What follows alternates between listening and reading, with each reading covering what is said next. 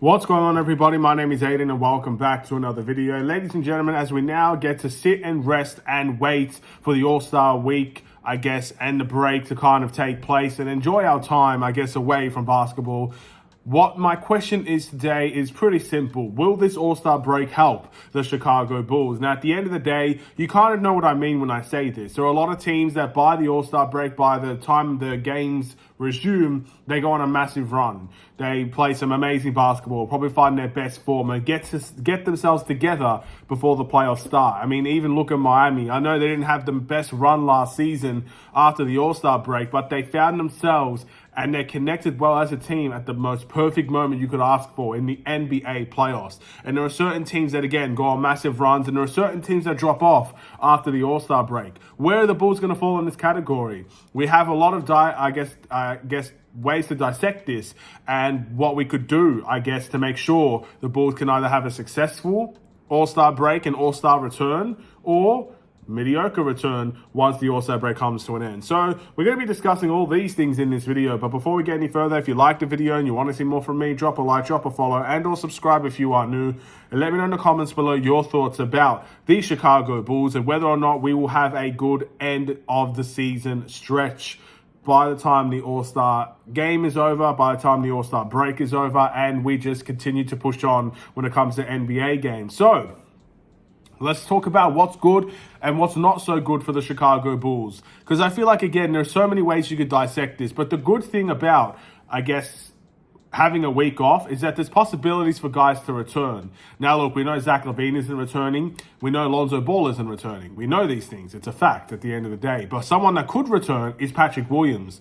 A guy that is a forward. We need more forward depth. A guy that can shoot 40% from the three-point line. We need shooting. A guy that can defend. We need defenders. I think this makes sense. He's also very athletic. There's a lot of attributes to Patrick Williams. Even though he can't get it all together at one time, even though he can't just seem to take over a game when we need him to, he's still a very good, asset to have for the Chicago Bulls, just based on the 3-and-D aspects alone of his game. So that's one thing that we need to really look forward to when Patrick Williams is healthy enough to return. He's supposed to be reevaluated very, very soon. I do expect by the end of the All-Star period, he will be able to play for the Chicago Bulls again in our next game against the Boston Celtics. So there you go. One thing right there for the Chicago Bulls that will be a positive. We're going to get a really young, really good player back.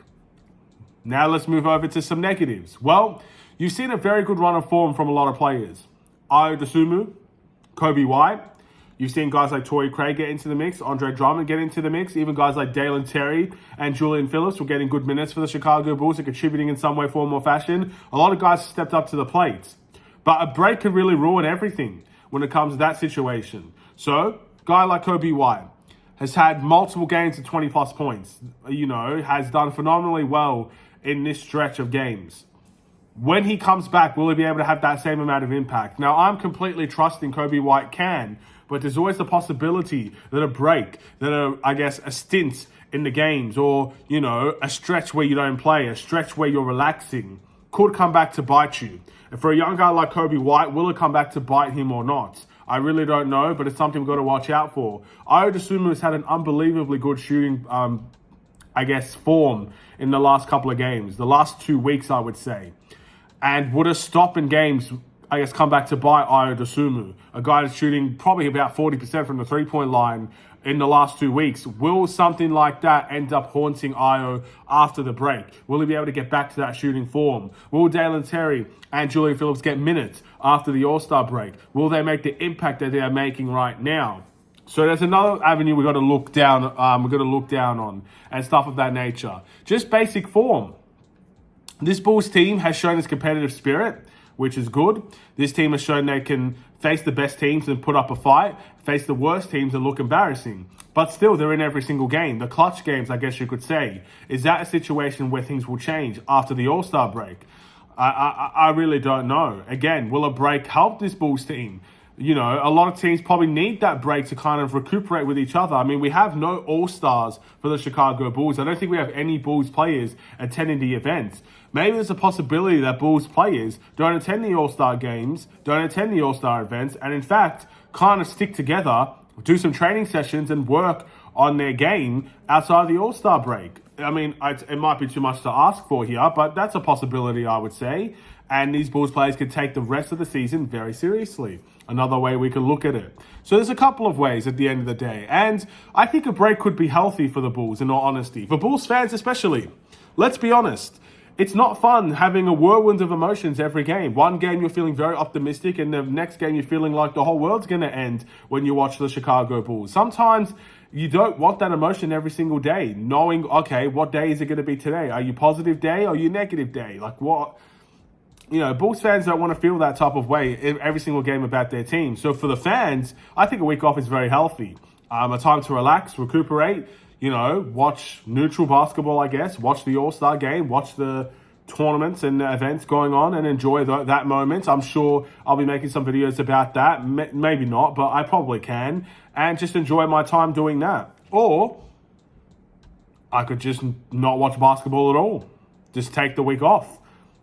Enjoy my holiday. Maybe get rid of basketball completely. Who wants to really watch basketball on the holiday? I probably would want to watch basketball on my holiday, but you never know. Maybe when the day comes, I decide, you know what? I don't want to watch this. And I'm going to enjoy that decision, rightfully or wrongfully so. So, yeah, for Bulls fans, I can understand needing a break. But for Bulls players, I really feel like this could stop momentum. And that is something I'm hoping we don't see. Because it could go either way. We could stop the momentum or we can raise the momentum.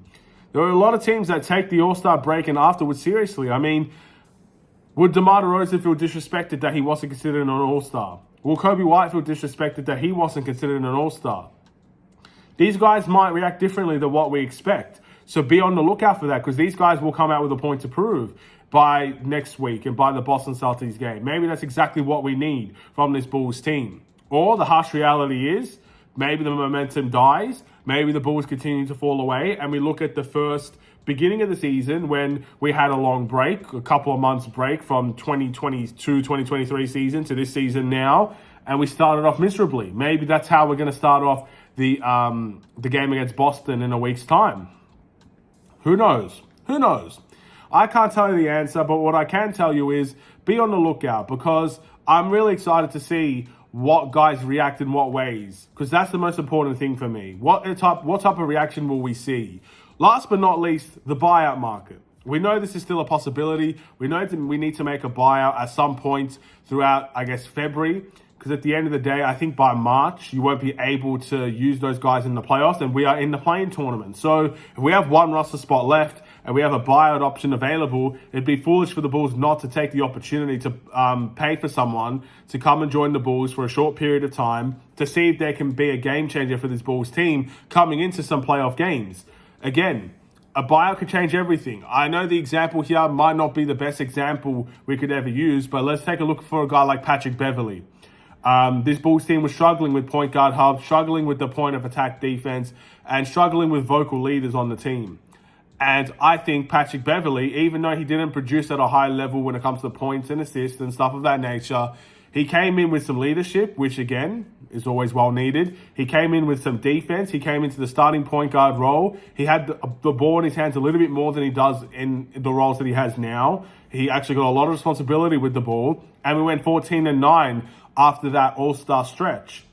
From Brooklyn all the way onwards to the rest of the end of the season, we did fairly well. We had a positive record, which is something, again, if we went 14-9 in this stretch, we'd be in the playoffs. We'd probably be out of the play-in. You know what I mean? That's how impactful a stretch like that could be at this point in time. So, yeah, I'm intrigued to see what we do. The buyout market could change a lot for the Bulls, but we'll have to wait and see. Time will tell, but let's hope Arturas Karnisovas and the Bulls front office is not sleeping on the job in this week. Let's hope that they're actually taking this week seriously and trying to get a deal done from the buyout market that can change the game for the Bulls. Even if we don't see it that way, maybe there is something they can do that we don't see that will impact this Bulls team in a positive light that can get us closer to the goal of getting into the playoffs and being that competitive team that Arturas Karnisovas claims to be.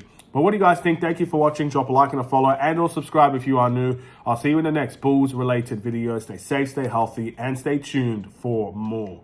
Take care, and peace.